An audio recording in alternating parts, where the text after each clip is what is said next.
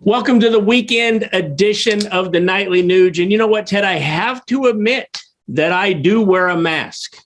I wear a mask every time I'm turkey hunting because I found that wearing a mask will give me greater success when I'm turkey hunting. If the mask did not allow me to have success while hunting, I would discard the mask.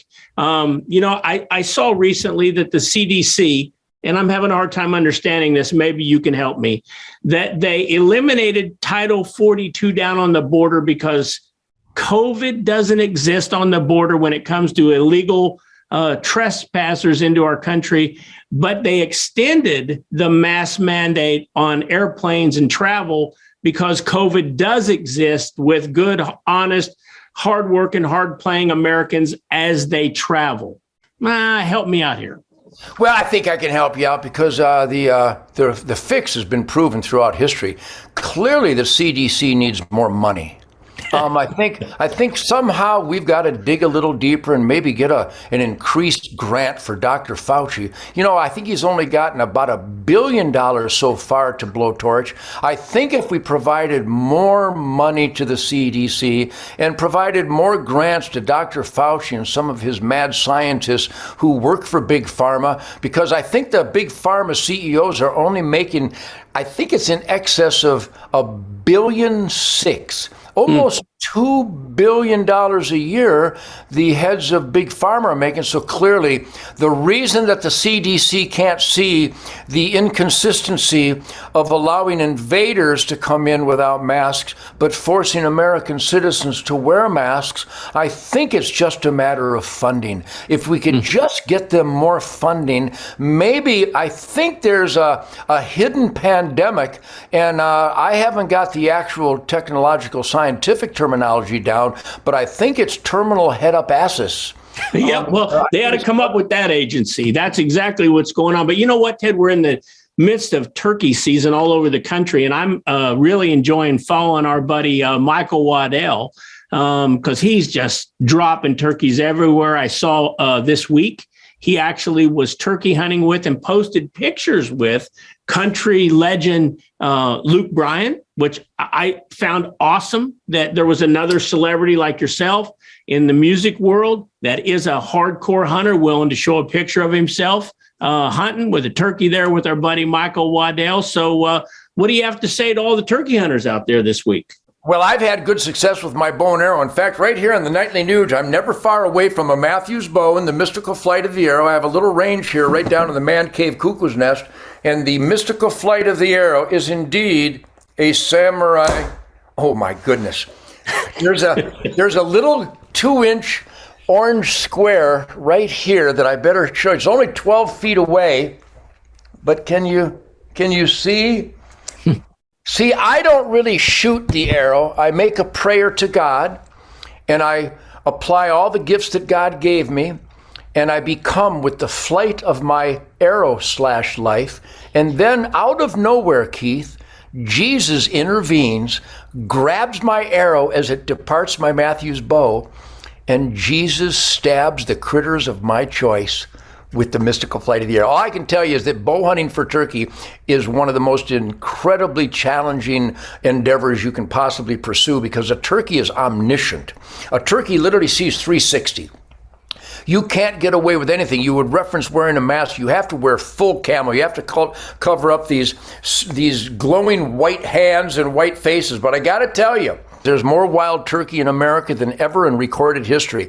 Everybody let everyone know that because of the National Wild Turkey Federation and hunting families across this country, we have not only replenished the dwindling flocks of turkeys from the late 1800s, but we have established thriving, expanding turkey populations in areas where there never was any turkeys. In California, for example, they have Merriam turkeys, Rio Grande turkeys, and Eastern turkeys. In South Dakota, they have all three species. And of course, the Osceola is unique to Florida. But these are the good old days of turkey hunting. In the insanity of 2022, there are more wild turkeys in North America than ever in recorded history because the habitat is prime. They are very adaptive, and it's one of the most delicious natural organic meats you can possibly eat. So God bless the turkey season. God bless turkey hunting. But I'll leave it at this too, Keith.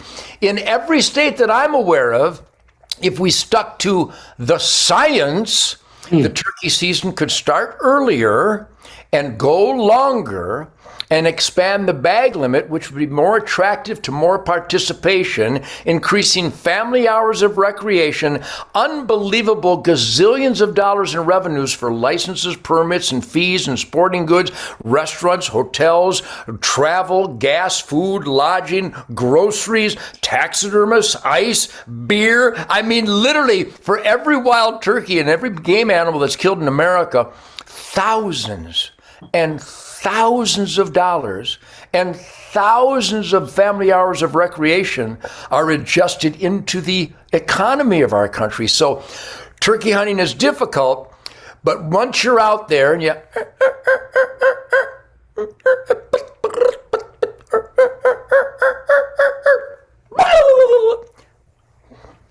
it's stimulating. It raises the fire hairs on my arm. So God bless the turkey hunters. And again, God bless Rob Keck and the National Wild Turkey Federation and what Michael Waddell does. And Luke Bryan stepping out there, unlike